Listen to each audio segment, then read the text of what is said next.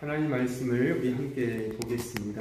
디모데후서 3장 16절로 17절이 되겠습니다. 우리 다 같이 함께 하나님 말씀을 함께 봉독하겠습니다. 시작.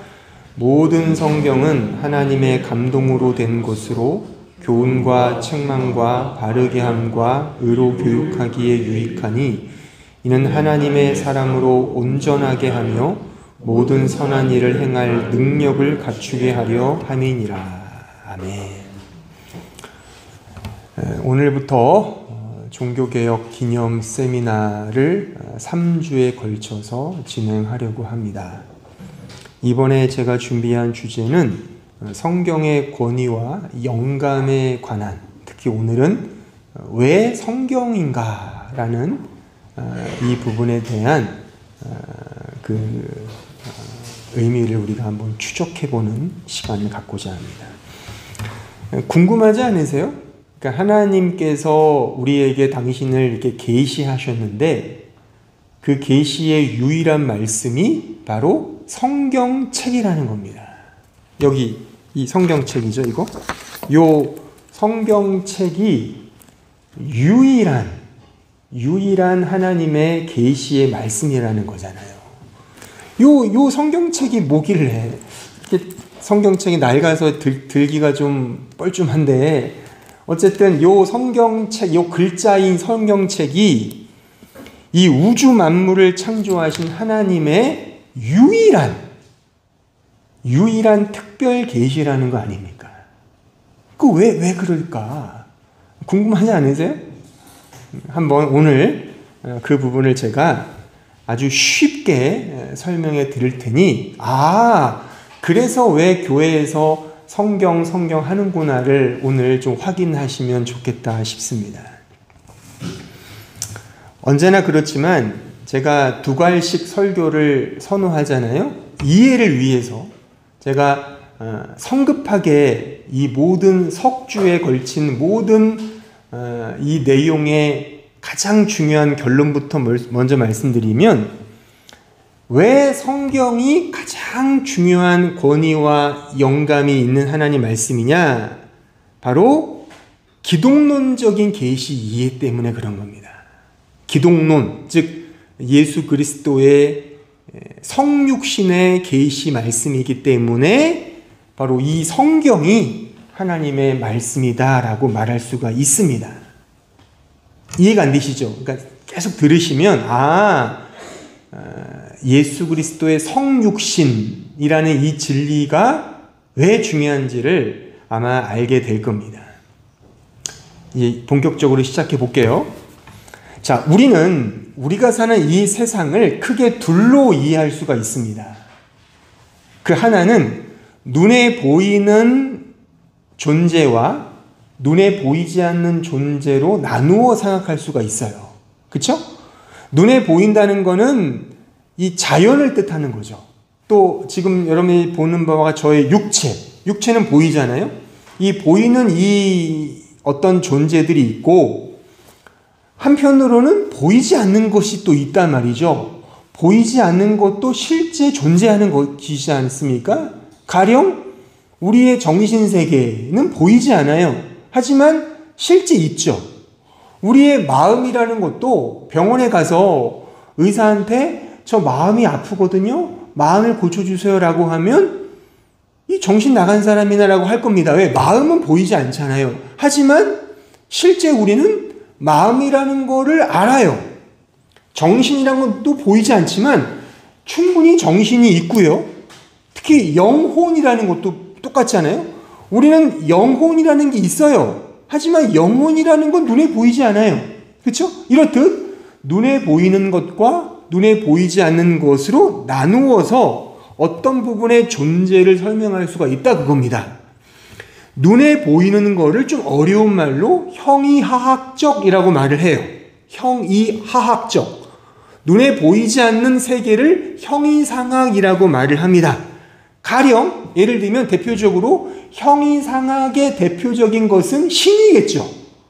신은 보이지 않지만 있다고 믿죠. 수많은 사람들이 다 신의 존재, 그러니까 꼭 인격적인 신이 아니어도 우리가 사주를 본다든가 어떤 토종 비결 이런 것들을 점괘를 보잖아요. 왜 그런 것들을 연초 연말에 봅니까?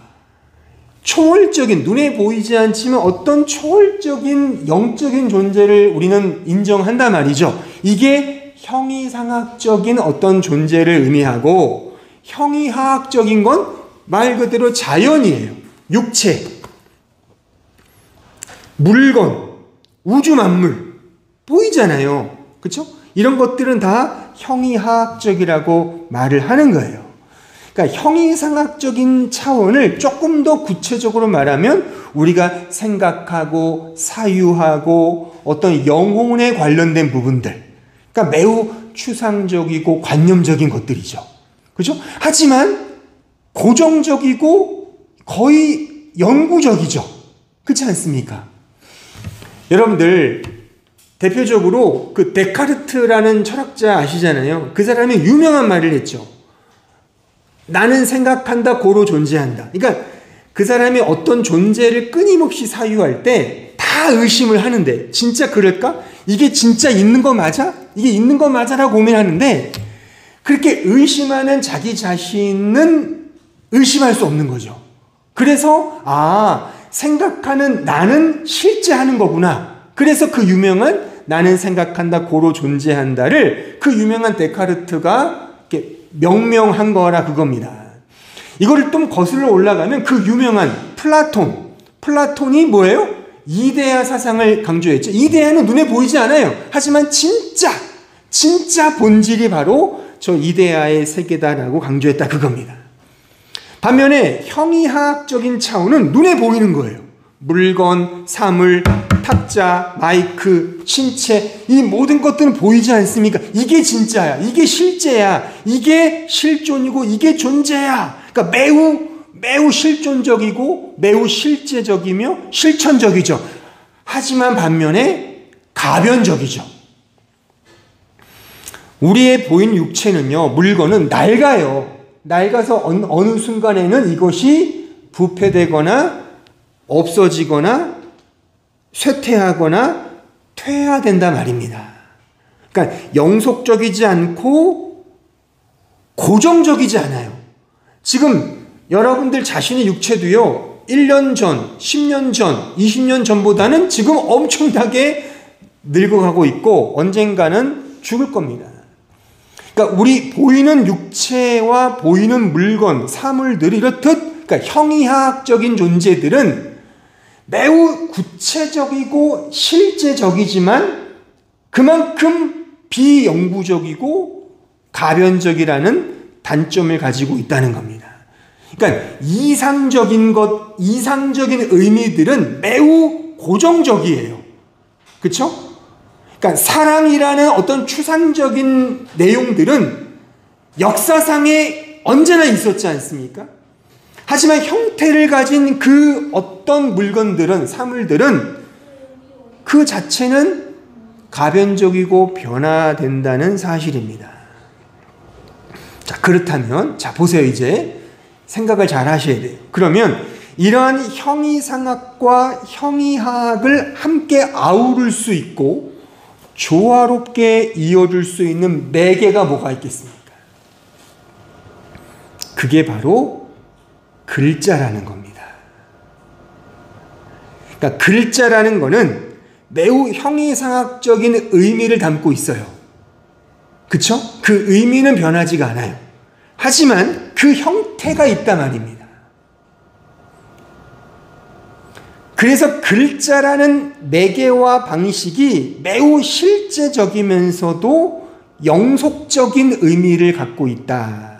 그러니까 형이상학의 영구성과 형이하학의 실제성을 함께 어울려져서 가지고 있는 매개물이 바로 글자라고 말할 수가 있는 거예요. 또한 이것은 우리 인간을 봐도 틀림없죠. 우리 인간 자체가 아까 제가 설명했듯이 영혼이라는 어떤 존재가 있어요. 우리 안에 요소가, 요소라면 너무 표현이 그렇지만 가볍지만 그런 영혼이라는 어떤 게 있고 동시에 육체가 있잖아요. 영혼은 영속적이지만 육체는 가변적이죠. 그러니까 하나님이 그런 우리의 수준과 존재의 상황에 맞추어서 주신 계시의 방편이 바로 글로써 기록된 성경 말씀이다. 그 이야기입니다. 이해하시겠습니까?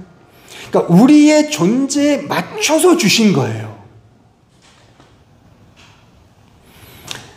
하나님은 형이상학적인 존재임에 틀림이 없어요. 눈에 보이지 않는 분이에요. 포착되지도 않아요. 그러니까 그의 뜻은 형이상학적인 차원이 맞아요. 근데 그런 하나님이 그의 기쁘신 뜻을 따라 자신의 뜻을 처음에는 말씀하셨을 겁니다. 그러니까 음성화된 말로써 데우스 딕시트라고 해요. 라틴어로. 데우스 하나님이 딕시트 말씀했다. 처음에는 분명 당신의 계시와 뜻을 음성화된 말로써 주셨을 거예요. 예를 들면 우리가 알듯이 빛이 있으라. 그렇게 어떤 식으로도 하나님이 말씀을 뱉으셨을 겁니다만 그 음성으로서의 말은 곧장 사라지죠. 그러니까 음성이라는 게 말로 이렇게 튀어나왔을 때 이 공간 속에서 파장을 일으켜서 우리의 고막을 때려서 이 고막에 있는 신경계가 이 의미를 이해하게 된단 말입니다. 하지만 그 음성은 곧장 사그라지잖아요. 지속성과 고정성을 담보할 수 없단 말입니다. 물론 계속해서 말하면 돼요. 계속해서 지속성과 고정성을 유지시키기 위해 하나님이 때를 따라 늘 그냥 말씀을 하시는 음성으로 말씀을 하신다면 뭐 가능하겠지만 하나님은 그런 방편을 사용하지 아니하시고 우리의 존재와 수준과 상황에 맞는 방편, 즉 글로써 글자로서 기록된 성경 말씀의 방편을 하나님은 사용하셨다 그 말입니다.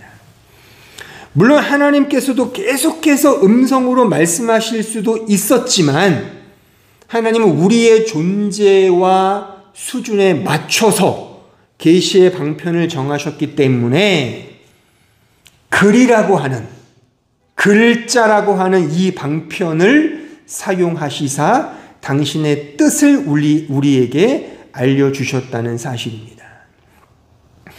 만약 하나님이 음성으로서 계속 즉통적으로 음성 말씀을 하셨다면 하나님의 초월성은 각 개인의 인간성에 의해 잠식되어 버렸을 것입니다. 그러니까 객관적 계시가 담보가 안 되잖아요. 그러니까 모든 우리나라 5천만 사람들에게 하나님이 일일이 다 말씀하세요. 성수야 이거 해라, 아무개야 저거 해라 이렇게 직접 직통으로 말씀을 하신다면 객관적인 계시라는 게 담보가 되겠습니까? 불가능하죠. 그러니까 하나님의 초월적인 계시가 한 개개인의 인간성에 의해 변개되거나 잠식되거나 그렇게 해서 왜곡될 수 있는 거죠. 그러니까 누군가에겐 야 아무개야 우리의 구원은 오직 내 독생자 예수 그리스도의 십자가를 통해서만이야 라고 말씀했다고 하는데 이쪽에서는 나 그렇게 안 들었는데 나 오늘 아침에 들었거든 하나님께서 말씀하셨어. 그게 아니라 너가 열심히 도덕과 윤리를 지켜야 된다고 말씀하셨거든. 충돌을 일으키겠죠. 그렇죠? 그럴 일이 벌어질 수 있잖아요. 그러니까 객관적인 하나님의 뜻에 대한 담보가 불가능하게 됩니다. 왜? 음성으로 들려주신다면. 그렇죠? 또한 도리어 사실 이 즉통적인 계시라는 게 실제 비인간성과 비역사성으로 귀결되게 될 수밖에 없어요.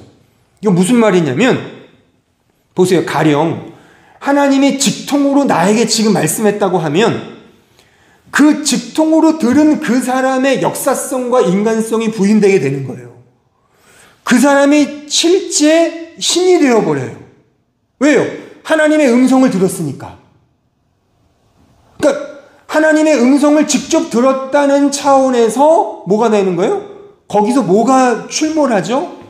우리가 잘 아는 이단 사이비가 등장하는 거예요.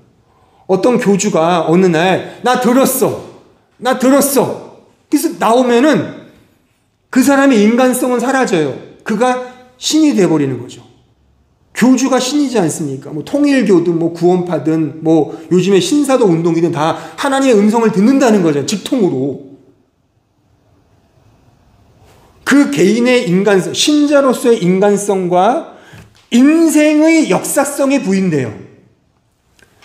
그러니까 이거는 우리에게 맞춰서 주실 수 있는 문제가 아닌 거죠. 이건 반대죠. 그러니까 우리의 수준과 존재에 맞춰서 주시는 방편이 글자로서, 글로서 성경이 활자화로 우리에게 주실 수밖에 없었다 그겁니다. 눈에 보이지 않는 하나님이, 그러니까 형이상하게 존재하는 그 하나님이 형이하학의 차원에 그냥 골몰되면, 이렇게 함몰되면 그 즉시 하나님의 초월성은 사라져요. 이쪽 저쪽 다 하나님의 음성을 들었다고 하면 하나님은 단지 옆집 김씨 아저씨가 되어버린다 말입니다. 그러니까 익숙한 것이 꼭 좋은 것만은 아닌 겁니다. 따라서 여러분들 조심하세요. 나 오늘 주님의 직통 계시를 받았어. 이런 사람 조심해야 돼요. 이단이 여기서 출몰해요. 여러분들이 유튜브나 이런 데 들어가셔서 이단 한번 쳐서 보세요. 우리나라의 이단, 지금에 나오는 뭐 이런 뭐 신천지, 뭐 구원파, 뭐 이런 말도 안 되는 이단들이 그 처음에는 하나님의 음성을 듣는 것부터 시작을 한단 말입니다. 믿음의 인간적 적용이 있을 수가 없어요. 실천이 있을 수가 없어요. 다 신비주의와 경험주의가 되어버린다 그겁니다. 따라서 하나님께서 당신의 기쁘신 뜻을 우리에게 계시하실 때 절대적으로 활용하신 방편이 이 글자화된, 그러니까 가장 형이상학적이며 가장 형이하학적인, 즉 의미와 형태를 함께 아울러서 영혼과 육체를 가진 우리에게 가장 우리의 존재와 상태와 수준에 가장 맞추어서 주시는 방편이 글자로서 주신 성경 말씀이다 그겁니다. 이것을 이름하여 Accommodate Inspiration of the Revelation이라고 명명하는 겁니다. 즉 번역을 하면 맞추어 주신 영감의 계시다. 인스피레이션, 영감, 하나님의 그런 간섭이라고 할까요? 그런 의미로 이 하나님의 말씀을 이해할 수가 있습니다. 조금 더 부연하면 이 맞추어 주시는 하나님의 계시 역사는 제가 지금 설명했듯이 우리의 존재론적 이유가 분명히 있는 거예요. 제가 써놓은 그 글을 다시 보시면, 위에 보시면, 인간은 영혼과 육체로 존재하고 있고, 영혼은 눈에 보이지 않는 정신, 육체는 보이는 형태. 이러한 영혼과 육체, 정신과 형태로 맞춰서 주신 가장 적합한 혹은 적확한 그런 계시 방편이 바로 글자로 기록된 성경 말씀이다. 그래서 교리적으로 이 표현이 대단히 중요해요. 기록된 성경 말씀. 의미와 형태, 의미는 형이상학적인 의미를 말하고 형태는 눈에 보이는 형이학적인 영혼과 육체를 아우르는 가장 인간에게 맞춰서 주신 계시의 방편이 바로 글자로 기록된 성경 말씀이다. 그래서 성경 말씀이, 이 성경책이 하나님의 말씀인 거예요. 우리는. 그러니까 다음 주부터 제가 또 강조하겠지만 이 성경 글자 하나하나가 하나님 말씀 우리는 믿어요. 이걸 소위 축자 영감이라 보는 거예요. 축자 영감. 글자 하나하나, 문장 하나하나, 단어 하나하나, 단락 하나하나가 다 하나님의 인스피레이션, 영감에 의하여 우리에게 주어진 하나님 말씀이다. 제가 언젠가도 말씀드렸듯이 The Bible is the scripture of God이 되는 거죠. The word of God. 성경이 하나님 말씀이다.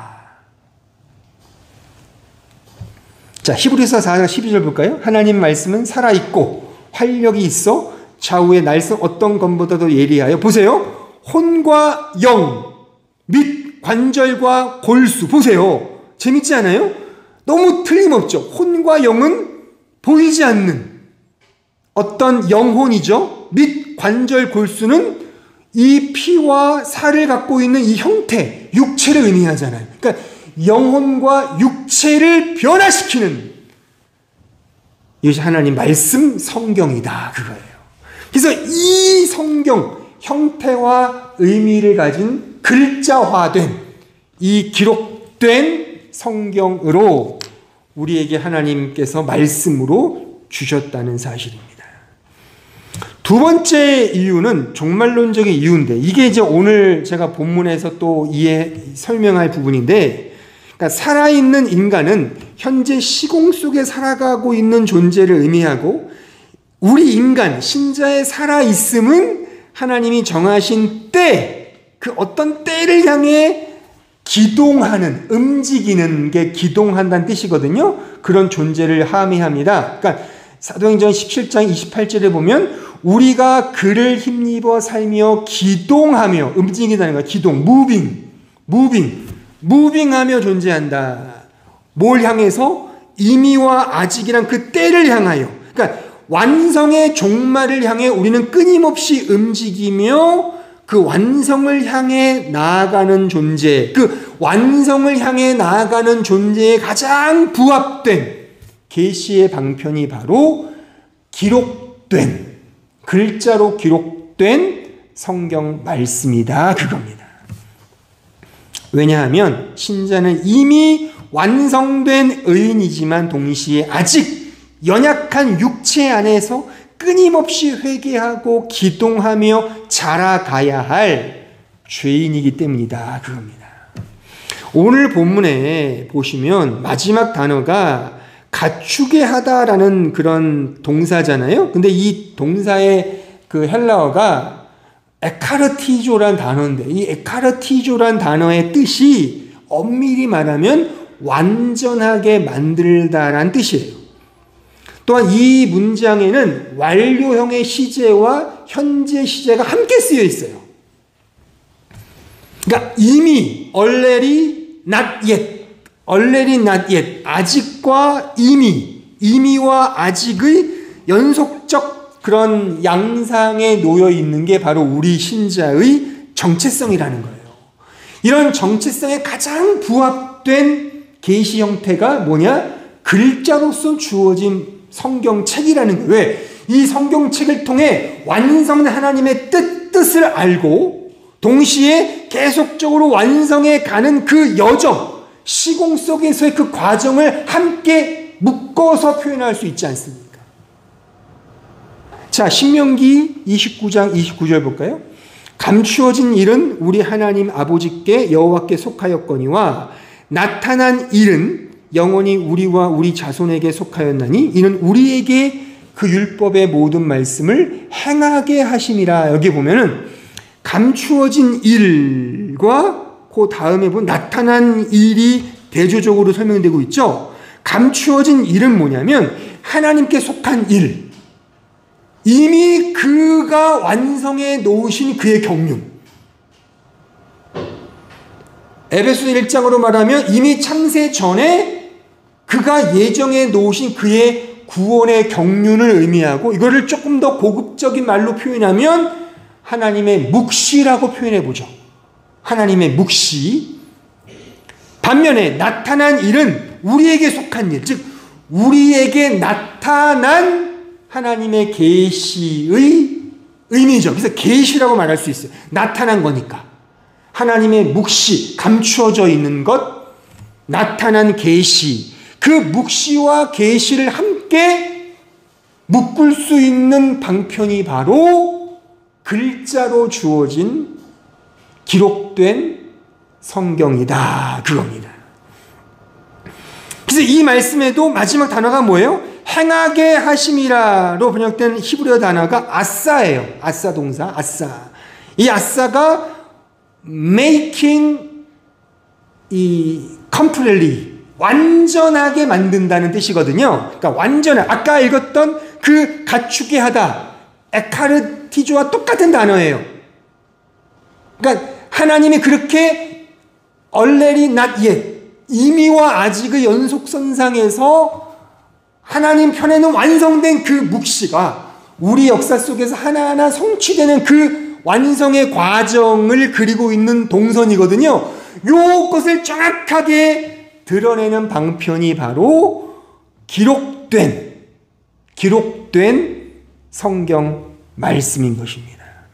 그러니까 천상에서, 하늘에서 완전하게 완성된 의미를 가지면서 동시에 이 지상에서 연약한 형태를 취한 우리에게 맞춰서 끊임없이 그 완성의 단계로 이끌어가자는 이 모든 동서를 포함할 수 있는 방편이 바로 글자로 주어진 성경 말씀에서 가능하다라고 볼 수 있는 겁니다.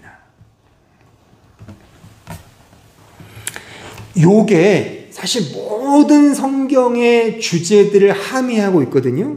다시 말하면 예수 그리스도의 성육신이 그렇죠. 그는 이미 완전한 하나님이었어요. 근데 그가 때가 참에 이 연약한 육신을 입고 이 세상에 성육신 하셨죠. 그렇죠? 우리 인간은 이미 만세전에 하나님의 구원 경륜 속에서 이미 완전한 그의 백성으로 정해졌어요. 하지만 때가 되어 우리가 태어나서 연약한 이 자연계 속에서 이제 육체를 입고 살아가죠. 똑같죠? 하나님의 나라도 이미 하나님의 경륜 속에서 완성된 천상계의 나라예요. 근데 그 나라가 지금 여기서 이 지상 속에서 천대받고 박해받는 이 교회의 현실 속에서 구현되지 않습니까? 완전한 나라, 보이지 않는 하나님의 나라, 교회, 하지만 가시적인 연약하고 천대받고 박해받는 이 교회, 이중적이죠. 예수님의 하나님의 아들, 독생자, 완전한 하나님, 그 신이신 하나님, 그가 연약한 육신을 입고 이 땅에 내려오신 그 육신을 입은 육체가 되신 임마누엘 하나님, 연약하죠. 십자가에 죽는 연약하신 하나님, 이런 이중성, 교회론의 이중성, 똑같이 이 성경도 요 이중성에 그대로 들어맞는 거예요. 하나님의 뜻은 이미 묵시예요. 완성된 거거든요. 근데 그 완성된 묵시가 이 역사 속에서 구현되죠. 언약을 받고 구현되는, 이게 바로 이 글자화된 성경으로 우리에게 주어집니다. 그래서 글자를 우리가 대함으로써 만세전에 이루신 그의 언약을 지금 이 시간 내가 형태화할 수 있는 거죠. 지금 내가 이걸 지키면서 내가 따라갈 수 있지 않습니까? 이 말씀을 순종하면서 그 어린아이의 그 순종하는 모습 속에서 하나님 나라가 완성되는 이 모습을 보여주는 거예요. 그래서 이 모든 내용들을 꿰뚫는 게 제가 서론에서 말씀드린 예수 그리스도의 성육신이라고 말하는 거예요. 그래서 성경의 주제는 예수님이 맞는 거죠. 특히 예수님의 성육신. 그 성육신처럼 성활자가 되는 거예요. 성육신, 성활자. 거룩한 말씀. 그래서 이거를 성경을 영어로 뭐라 그러죠? 홀리 바이블, 홀리 스크립처, 거룩한 말씀이라고 부르는 거예요. 이런 동선인 겁니다. 이러한 이유에서 하나님은 우리의 존재와 수준에 가장 부합된, 가장 적합한, 가장 적확한 방편으로 이 글자화된 성경책을 하나님 말씀으로 우리에게 주신 겁니다.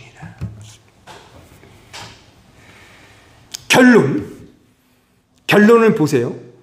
하나님과 우리 인간 신자 사이에 성육신하신 영원한 중보자 예수 그리스도가 절대적으로 필요하듯이, 그쵸? 동일하게 하나님의 영원한 묵시의 뜻과 우리에게 완성된 은혜 언약 사이에 성활자, 제가 붙여본 거예요. 제가 성활자, 기록된 성경 말씀이 절대적으로 필요하다. 그겁니다.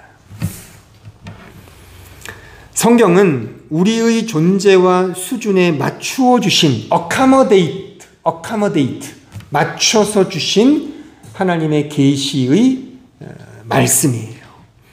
이 성경이야말로 그러므로 우리의 믿음과 우리의 삶의 가장 유일한 법칙입니다. 그러니까 다른 주관적 계시는 없습니다.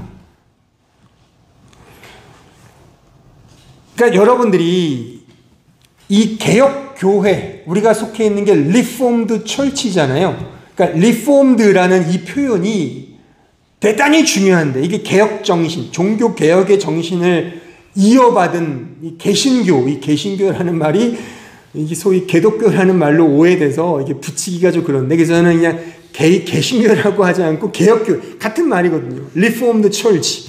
이 개혁교회의 정신은 가장 중요한 게 오직 성경이에요. 오직 성경. 그러니까 지금 우리가 사는 이 독일의 신학이 마르틴 루터 때까지는 오직 성경을 외쳤지만, 그 이후에 이제 17세기, 18세기 자유주의가 이제 근대가 되면서 성경을 하나님 말씀으로 믿지 않습니다. 아쉽게도.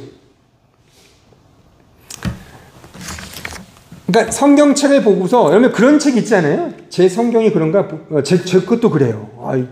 이렇게 성경을 보면, 특히 그 사복음서 같은 데 보면,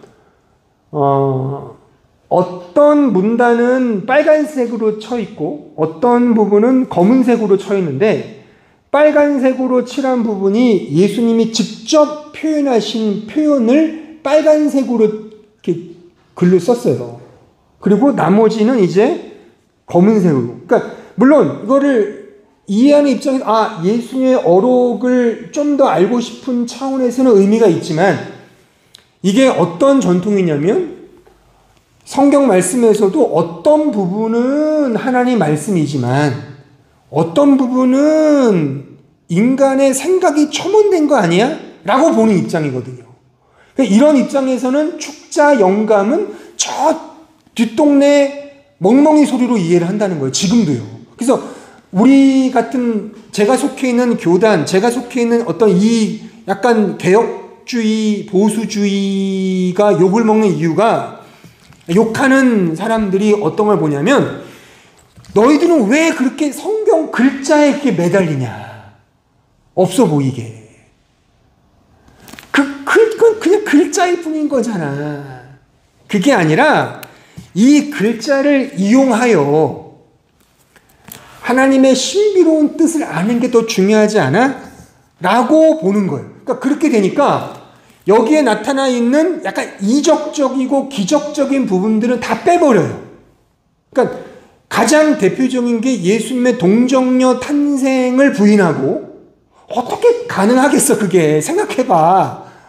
합리적으로, 보편적으로 남자와 여자, 정자와 난자가 있어야지만 생명이 태어나는 거 맞잖아. 그리고 죽은 자를 살린다. 그러니까 예수님의 부활도 믿지 않아요. 그러니까 잠깐 예수님이 기절했거나 까무러쳤지 않았을까? 그 얼마나 아프셨을 거야. 근데 그랬는데 다시 살아나신, 다시 이렇게 회복되신 거겠지라고 보는 입장이거나.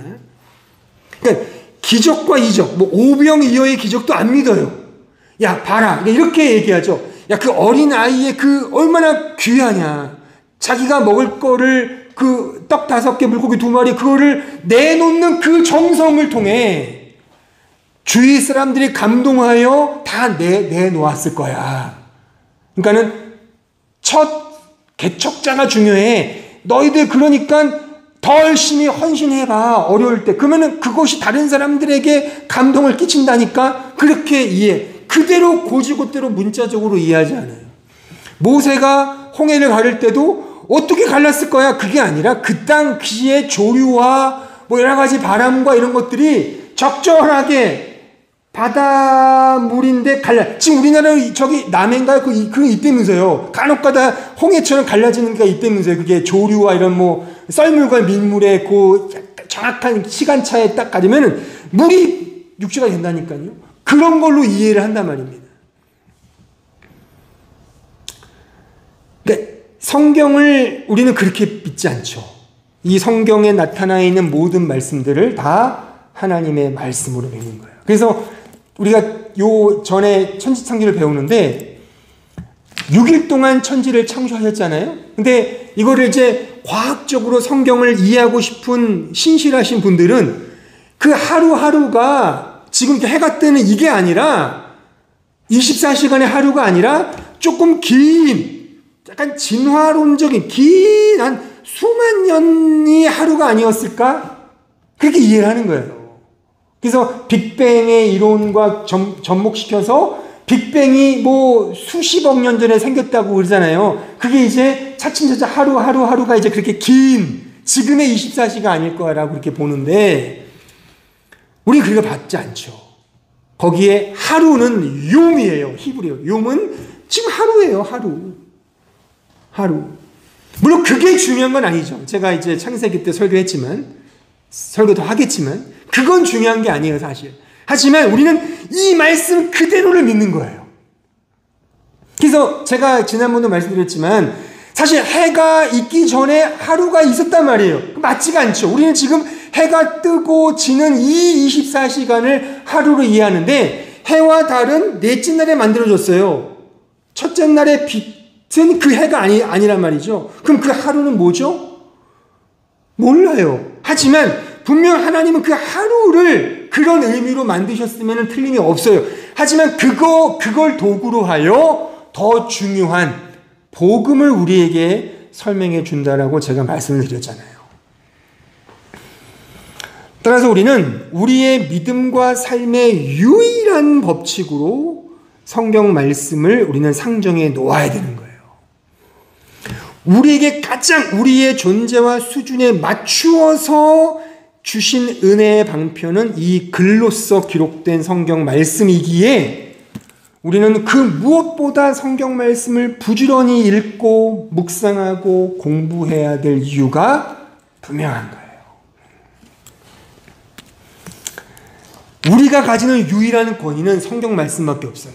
우리 개혁교회 전통이 그렇습니다. 그러니까 로마 카톨릭에서 중세 1000년 동안 갇혀있던 우리 성도들이, 그 당시 믿음의 선배들이 그 어마무시한 그 카톨릭 교회의 그 핍박과 박해를 무릅쓰고 죽음을 무릅쓰고 리포음드 철치, 종교 개혁을 일으킨 이유는 성경의 권위를 찾기 위해서인 거예요.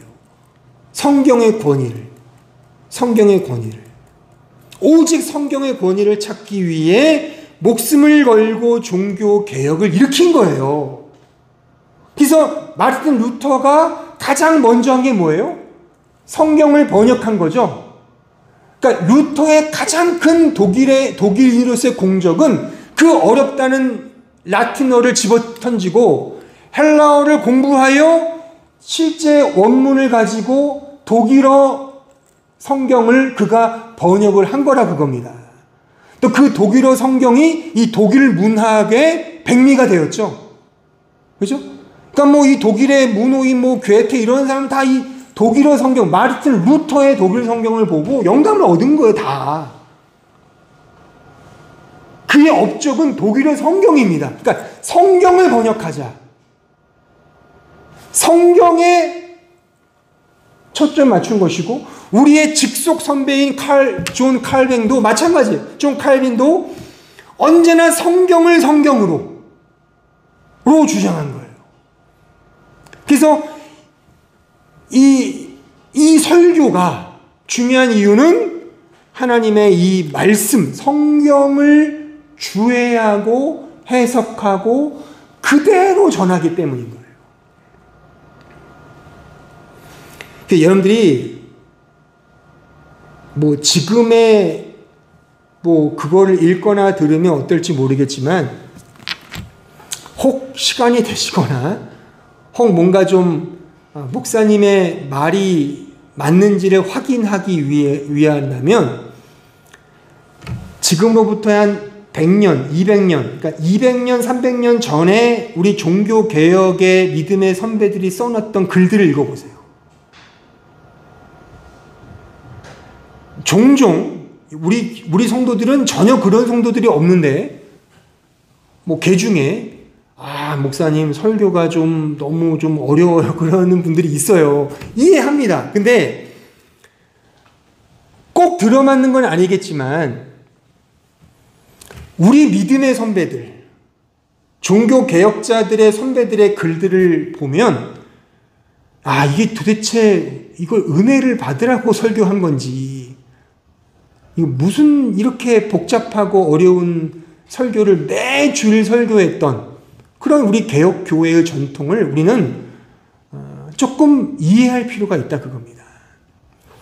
비근한 예로 우리 개혁교회에서 가장 아주 유명한 설교라고 하는 것들이 몇 개 있는데, 몇 편이 있는데 그 중에서 이 종교개혁 정신을 이어받은 다 들어보셨을 그 조나단 에드워즈라는 탁월한 신학자이며 설교자가 있어요. 미국 그 대각성 부흥운동을 일으켰던 그 탁월한 우리 종교개혁의 선배인데 그분이 쓰신 유명한 설교 중에 번역된 게 있어요. 하나님의 뭐 진노 아래에 있는 뭐 죄인들 이런 책이 있어요. 이런 설교집이 있어요. 번역됐어요. 그 부흥과 개혁사에서도 그 자그마하게 그 설교집 하나만 번역한 책이 있거든요.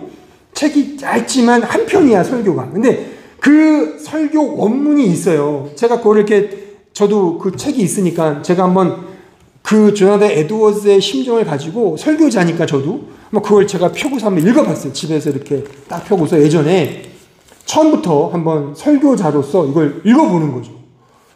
얇지만 그거를 한 편을 쭉 읽으면 한 2시간이 가요. 한 2-3시간 갈 것 같아요. 그냥 쭉 이렇게 뭐 읽으면. 근데 이게 그냥 지금 여러분들이 알고 있는 30분 설교가 아닌 거예요. 그런 수준이.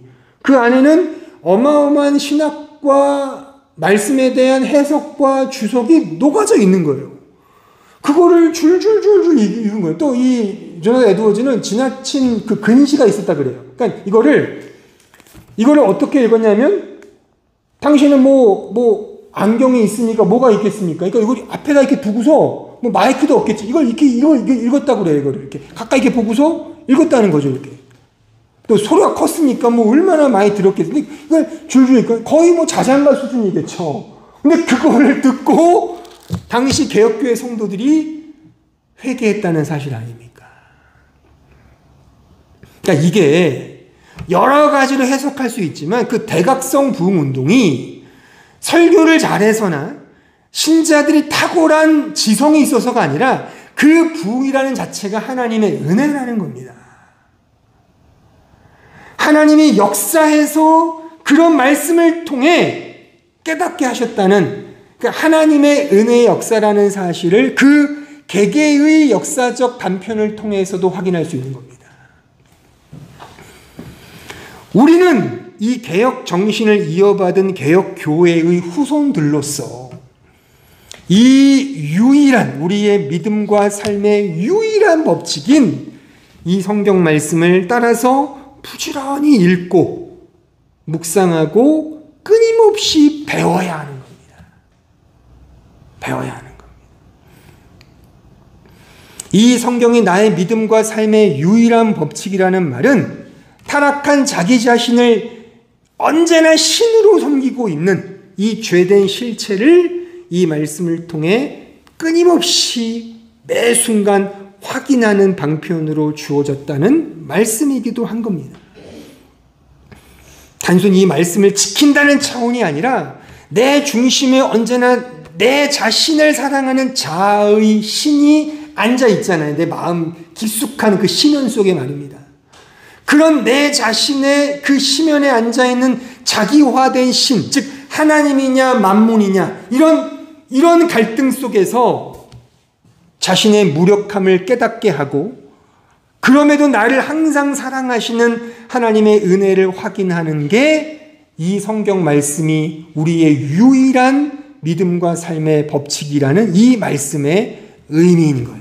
그러니까 우리는 성경을 읽으면 읽을수록 난 정말 할 수 없는 존재구나를 깨닫게 되는 거예요.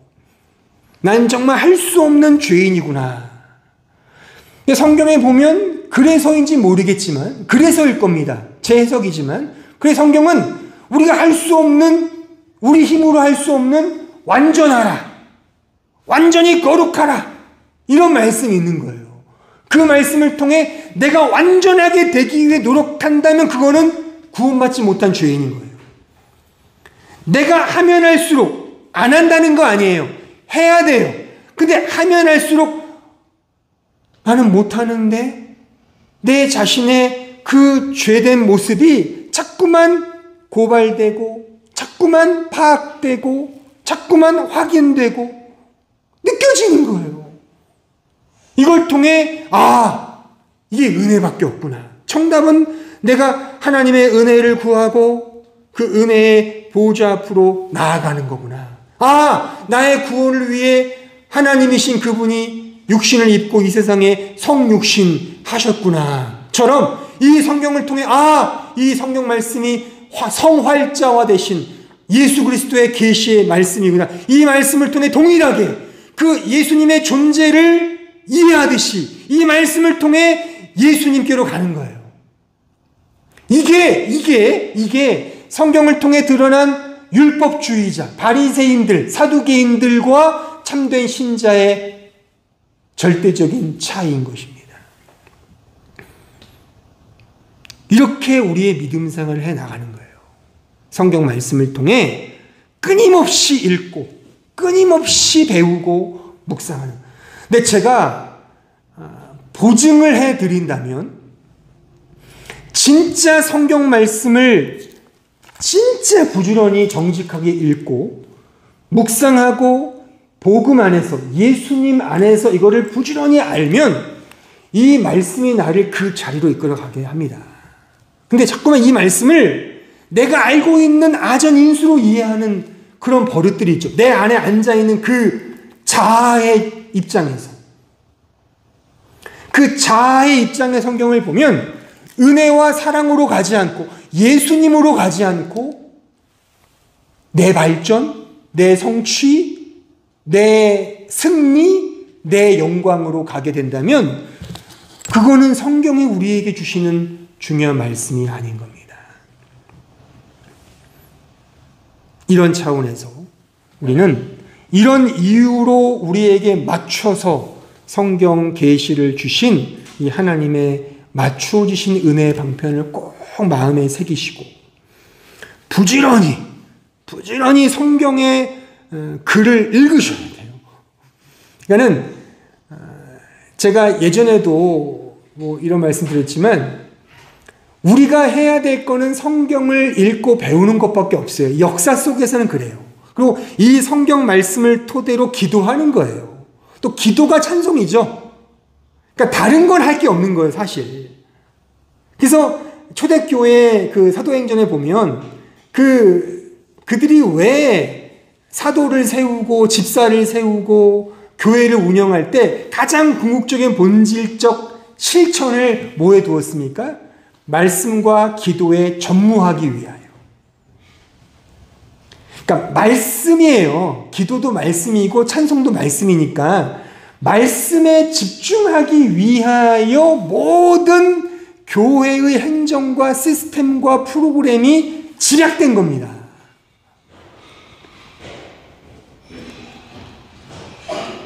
그런 의미에서 저는 여러분들에게 말씀과 더 친해지기 위한 그런 방편들을 늘 골몰하고 있고 고민하는 거예요. 왜요? 이 글자화된 말씀을 아는 게 중요하다. 이런 차원에서 성경도 암송하고 성경도 공부하고 또 성경 이런 뭐 글자도 직접 이렇게 쓰기도 하고 그런 것도 좋은 예겠죠. 저도 성경을 이렇게 쓰기도 하거든요, 이렇게요. 그 되게 좋아요. 이런 것도 하나의 예입니다. 그러니까 이렇게 쓰기도 해보고 또 이렇게 들어도 보기도 하고 뭐 그런 여러 가지 방편들을 통하여 성경의 글과 이렇게 좀 친숙해지는. 그래서 성경을 읽기를 싫어하거나 이게 게으른 거거든요, 이게. 그러니까 성경에서 게으른 거는 이것밖에 없어요. 그래서 게으르지 말라, 열심을 내라는 건 다 하나님의 말씀, 성경과, 그러니까 모이기를 패하지 말라는 것도 왜 모여야 되는 거예요? 그 말씀의 문맥을 보면 왜 모이냐면 성경 말씀을 듣기 위해 모이라는 거지, 뭐 다른 걸 하라고 모이라는 거는 그거는 성경에 없습니다.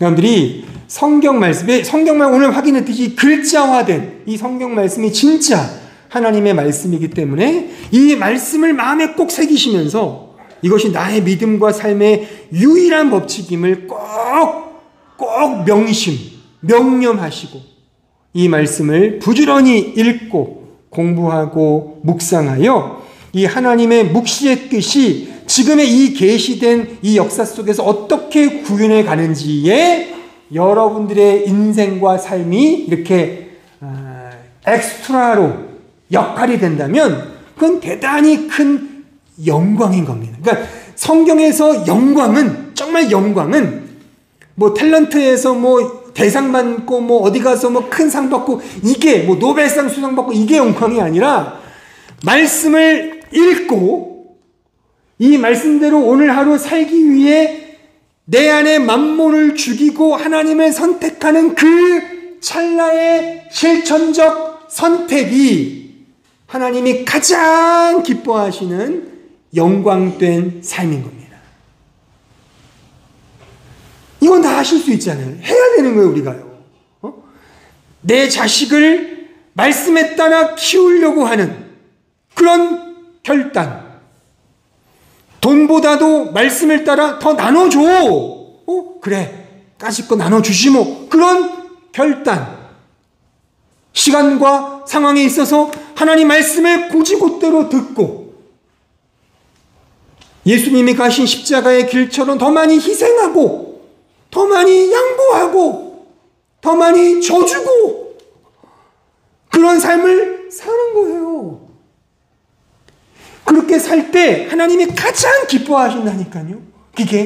이게 성경이 말하는 유일한 독사 영광이지, 여러분들이 다른 어떤 우리가 하는 노동을 통해 그건 영광이 아닙니다. 오히려 말하면 말씀을 통해 내 안에서 꿈틀거리는 그 자아를 부인하고, 그러니까 이거를 나누시라 말입니다. 이거를 삶을 통해서 우리 안에 있는 그 만몬이 있잖아요. 만몬.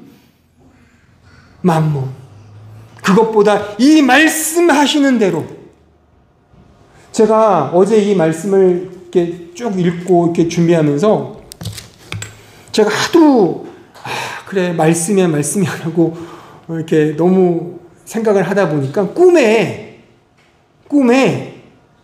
제가 이 찬양을 부르는 꿈을 꿨어요.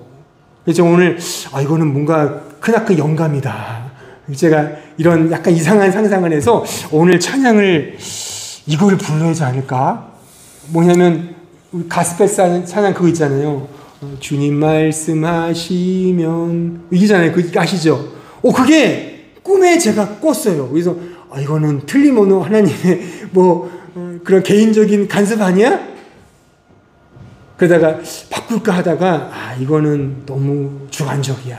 그래서 그냥 오늘 제가 준비한 찬송을 부를 건데, 여튼 그렇게 제가 너무 생각하니까 꿈에서도 그런 말씀을 제가 느꼈다는 걸 제가 간증 아닌 간증을 하면서, 여러분들도 말씀을 한번 쭉 읽어보세요. 읽어보시고 끊임없이 말씀이 어떠한지를 따져보시라 그거예요. 모르시면 저에게 오셔서 질문하시고, 그러면 이 안에서 분명히 꿈에서라도 하나님이 그래 말씀하신다니까요. 개인적으로 은혜를 주시고 느낌을 주신단 말입니다.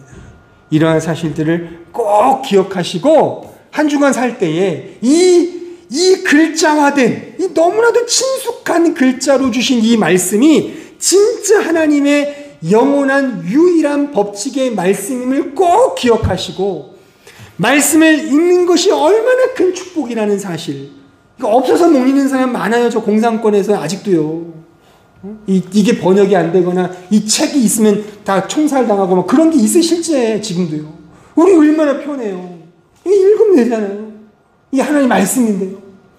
이 말씀을 읽으셔서 하나님의 뜻을 각자의 실존의 삶에서 경험하시는 그런 주의 거룩한 백성들이 되길 진심으로 바랍니다. 기도하겠습니다. 하나님 아버지 감사합니다. 오늘 종교개혁 기념 세미나를 맞이하여 성경의 권위와 영감에 대해서, 특히 오늘은 왜 성경책인가, 왜 연약하게 보이는, 모두가 대수롭지 않게 생각하는 글자로 주어진 이 성경책이 하나님의 말씀인가에 대해서 확인했습니다. 우리가 오늘 확인했듯이 성경책은 우리의 존재와 우리의 수준과 우리의 상황에 가장 안성맞춤으로 주신 은혜의 방편, 바로 하나님의 말씀임을 확인했습니다. 영원하신 하나님께서 육신을 입고 이 세상에 내려오신 성육신의 그 진리가 고스란히 성활자로서 말씀으로, 이 글자로서 우리에게 내려오신 하나님의 말씀임을 확인했습니다. 하나님, 이 말씀이 하나님 말씀을 우리가 확인했사오니 이제 우리가 어찌하오리이까? 우리가 죽을 때까지 이 성경 말씀을 우리의 중심, 우리 마음의 중심에 놓고 끊임없이 읽고 묵상하고 배우고 연구하고 궁리하여 이 말씀의 사람으로 자라나야 하는 거 아니겠습니까? 하나님, 그러한 결단과 그러한 결심이 있는 오늘 이 예배 이후가 되기를 소원합니다. 우리 모든 성도들 그 무엇보다도, 그 무엇과 친숙하기보다 우리가 종교에 친숙해지고 신앙생활 자체에 익숙해지며 정말 교회 생활에 습관화되는 것보다 이 말씀에 습관화되고 말씀에 익숙해져서 말씀을 언제나 읽고 배우고 연구하고 정말 마음에 새겨서 그 말씀이 이끄시는 대로 순종하며 말씀이 나에게 가고자 하는 그 십자가의 길을 거는 것이 가장 축복되고 복된 것임을 기억하여 말씀의 사람, 말씀의 종, 말씀의 신자가 되기에 부족함이 없는 우리 모든 한마음 교우들 될 수 있도록 함께하여 주옵소서. 우리 한마음 교회는 진정 말씀의 공동체가 되게 하시며 십자가의 복음을 붙들고 이 복음만을 붙들며 십자가만을 바라보며 한 걸음 한 걸음 내딛고 나아가는 우리 귀한 우리 몸된 주님의 교회가 될 수 있도록 함께하여 주시고, 이러한 말씀을 늘 무장하며 말씀과 늘 묵상하며 살아가는 우리 모든 성도들 되게 하셔서 어린아이부터 어른에 이르기까지 말씀과 함께 동행하는 우리 모든 주의 백성들 되게 하옵소서. 예수님의 이름으로 기도하옵나이다. 아멘.